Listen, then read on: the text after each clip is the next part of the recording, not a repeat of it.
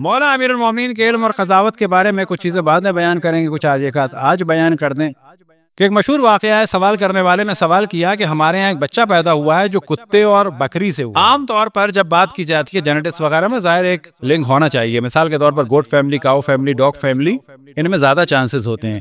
जो पूरी मंकीज़ की फैमिली है उनमें ज़्यादा चांसेस होते हैं।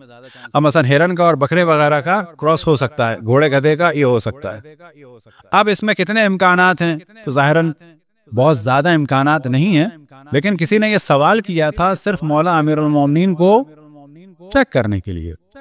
यानी यहाँ पर डिस्कशन किया जा सकता है कि ऐसे किसी बच्चे का वजूद था या नहीं था। अब जब मौला अमीरुल मोमिनीन से सवाल किया तो वो सवाल ये था कि एक बच्चा पैदा हुआ है एक बकरी से और एक कुत्ते से, तो उसे कुत्ता समझें या बकरी समझें?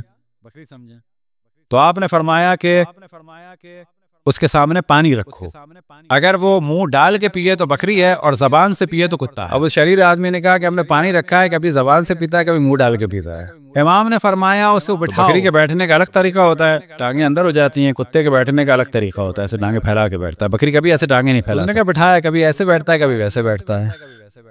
मौला ने फरमाया कि इसको गले में छोड़ दो। ये वाली बात जब हम ईरान गए और वहाँ के पहाड़ों पे हमने गल्ला बानी देखी, क्योंकि पाकिस्तान में हमने इतनी नहीं, पाकिस्तान में हमने बचपन में देखी थी, गलियों में बकरियां लोग लेके आते थे और वो रोटी वगैरह खाते थी, बकरियां और छिलके वगैरह।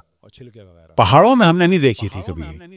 पहाड़ों में हमने फिर ईरान के पास बेआबानों में देखी और हमें एहसास हुआ कि वाक़ई बगैर कुत्ते के इसको कंट्रोल नहीं कर सकते। लिहाजा हमारे फ़िक़्ह में अगर किसी का पूरा जानवरों का सिलसिला हो तो फिर वो इसराफ नहीं है, वो आपको पालना भी है, बगैर उसके हो ही नहीं सकता काम। यानी अब इसराफ नहीं है, वो है कुत्ता नजिस है। तो मौला ने फरमाया कि उसको गले में छोड़ो, अगर वो बीच बीच में रहे तो बकरी है, इर्द गिर्द घूमे तो कुत्ता है।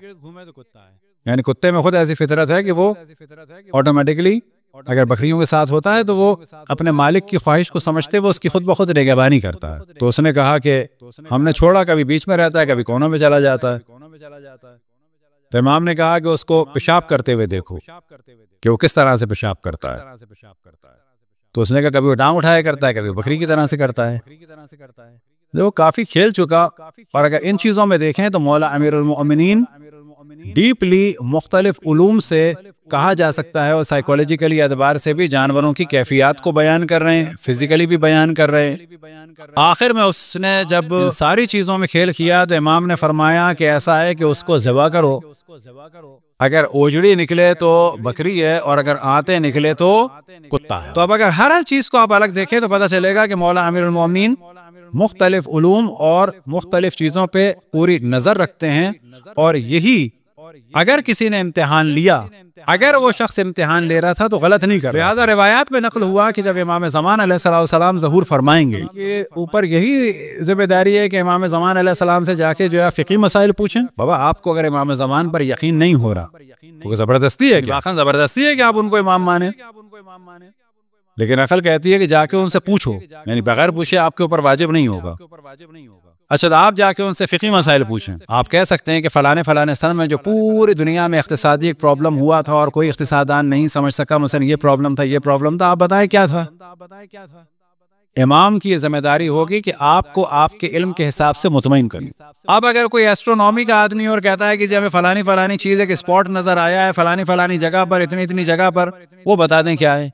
यानी अब आप ये तवक्को करते हैं कि एस्ट्रोनॉमी का माहिर जो है इमाम से आगे दुआ का पूछे। क्यों पूछे दुआ का? उसको इत्मीनान हो रहा है कि बाबा ये जो प्रॉब्लम है ये पूरे नासा वाले सॉल्व नहीं कर सके, ये अगर बताएंगे तो फिर मैं एक कदम आगे बढ़ूंगा कि अगर बता दिया तो सोचूंगा वाकई कुछ है ये। तो इमाम का काम होगा उस स्पॉट के बारे में या जो शेडो है या जो भी चीजें बताएं कि असल में ये है। अच्छा वो इमाम ने बता दिया तो उस पर वाजिब है मानना ना, वो कहेगा दलील ने। इसी तरीके से और उलूम के भी लोग पूछ सकते हैं। तो इमाम जो वारिस नबी है उसकी जिम्मेदारी है कि वो अपने इल्म को जाहिर करके लोगों को क्लियर करे और बताए। और हर ज़माने में इल्म बढ़ता चला जाता है। और इमाम ज़मान अलैहिस्सलाम के बारे में जो रिवायात में आया है कि जिस वक्त इमाम का ज़हूर होगा उस वक्त इल्म 2 हरूफ के बराबर होगा। अभी कितना है ये अंदाज़ा लगा ले, 2 हरूफ के बराबर होगा। अब खुद एक ये मौजू है, इल्म जो बढ़ता है वो बाज दफा सालों में बढ़ता है, बाज दफा डकेत में बढ़ता है, और बाज दफा फिर सदियों में, और बाज दफा फिर महीनों में बढ़ता है, और बाज दफा उसकी कैलकुलेशन बिल्कुल वो हो जाती है कि भाई किसी वक्त भी कुछ भी हो सकता है। अब ये सारा इल्म ज़हूर के वक्त 2 हरूफ के बराबर होगा, और 2 हरूफ अरबी में आमतौर पे कहा जाता है जी 27। 2 हरूफ के बराबर इल्म होगा इमाम के ज़हूर के वक्त। इमाम 26 हरूफ के बराबर लेके आएंगे, यानी 27 हैं उमूमन, एक को बढ़ा दिया जाता है 28। तकरीबन गुफ्तगू की जाती है कि इमाम 13 गुना, ना कि 13%, 13 गुना इल्म बढ़ाएंगे ज़हूर के बाद। 13 गुना इल्म, यानी जो भी दुनिया में उस वक्त इल्म होगा वो उसको 13 गुना समझ लें, या 1300% मिनिमम बढ़ाएंगे आने के बाद। और उन्हीं वाकयात में से एक वाकया जो रिवायात में नकल हुआ है कि फ़लस्तीन जो इस वक्त जिसको इसराइल ने कब्जा किया हुआ है, वहां पर 2 बड़ी बड़ी पानी की झीलें हैं। एक नमकीन है जिसको कहा जाता है डेड सी, और एक मीठे पानी की है जिसको कहा जाता है तिब्रिया सी। और हजरत ईसा के जो मौजज़ात हैं पानी पे चलने के, वो सवाले के हैं। वो डेड सी के ना सोचिएगा बाद में वो कहते हैं कि नमक के पानी पे चला जा सकता था, चला तो खैर अभी भी नहीं जा सकता। वहाँ डूबती नहीं है चीज, वो अलग मौजू है, चला तो डेड सी पे भी नहीं जा सकता।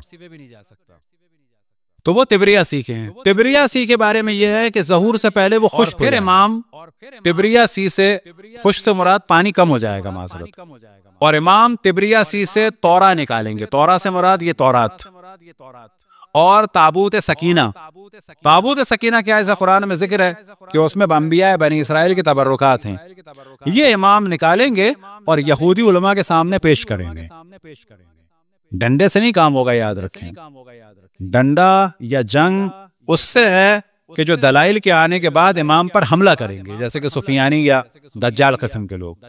लेकिन एक बहुत बड़ी तादाद इमाम को मान लेगी, हत्ता यहूदियों में एक बहुत बड़ी तादाद इमाम पर ईमान ले आएगी। कब? कि जब इमाम तिब्रियासी से ताबूत सकीना निकालेंगे, तौरात निकालेंगे, सामने रखेंगे। अब सामने रखने के बाद मिसाल के तौर पर जो तौरात की जिल्द होगी, यहूदियों को हक है कि उसकी कार्बन डेटिंग करें। कार्बन डेटिंग ना करें क्यों माने भाई, जबरदस्ती है। जो उस पर मुख्तलिफ लेयर चढ़ी होंगी कई हजार साल की, फितरी तौर पर, तबी तौर पर जब समंदर से निकाला जाएगा तो मिसाल के तौर पर इमाम बिल्कुल प्रिंटर पेपर के A4 के कागज की जो है वो गड्डी उठा के दे देंगे, ये है, तो यहूदी मानेंगे? क्यों मानेंगे? नहीं मानेंगे तो सही करेंगे, नहीं मानेंगे। लेकिन इमाम निकाल के देंगे तिब्रियासी से, और उसके बाद देंगे, और देने के बाद वो कहेंगे हम इस पे तहकीक करेंगे। तहकीक क्या होती है? कार्बन डेटिंग होती है। मिसाल के तौर पर तौरा की जो जिल्द है उस पर वो कार्बन डेटिंग करे, पता चला 5 साल पहले का बकरा था, तो मानना चाहिए कि यहूदियों को नहीं मानना चाहिए। लेकिन जब उसे पता चलेगा ये 3000 साल पहले का इस पर, या 2000 साल पहले की जिल्द है, और जो सफ़े हैं वो इतने साल पहले के हैं, ये है, ये है, ये है, इसमें टाइम लगेगा। मुमकिन है 1 महीना लगे, 2 महीने लगे, 15 दिन लगे, 20 दिन लगे, सबके सब यहूदी लग जाएं। वो उसवाने में उनकी माँ पर कोई लैब हो, बाद में वो कहे जब जर्मनी भिजवा रहे हैं, दूसरा आदमी के अमेरिका भी भिजवा रहे हैं, सफ़ा। तो इमाम उस जमाने में कुछ नहीं करेंगे। वजह यह है कि नबी और इमाम का काम है हुज्जत को तमाम कर, और बगैर हुज्जत के तमाम किए किसी पर कोई जिम्मेदारी नहीं डाली जा सकती। तो इमाम ज़मान अलैहिस्सलाम मौला अमीरुल मोमिनीन की तरह और अशरफुल अंबिया की तरह हुज्जत को तमाम करेंगे और मौजज़ात को जाहिर करेंगे। लेकिन इमाम ज़मान के ज़माने में क्योंकि इल्म बहुत ज़्यादा होगा तो उनकी हुज्जत भी मुख्तलिफ तरीक़ों से मुख्तलिफ अक़वाम पर पूरी होगी। और बज़ाहिर यही लगता है कि इल्मी जो कौमें हैं वो इमाम की बात को मान लेंगी, और ये मानेंगी क्यों? दलील की बुनियाद पर। लिहाजा हमारा जो ईमान है मौला अमीरुल मोमिनीन के बारे में जब हम फ़ज़ाइल पढ़ते हैं तो उसकी एक वजह यही होती है कि हम ये अपने आप को भी अपने ईमान को भी कवी करें, अपने आप को भी इत्मीनान दिलाएं, दूसरों को भी इत्मीनान दिलाएं कि बाद अशरफुल अंबिया अली इब्न अबी तालिब जैसा कोई नहीं था।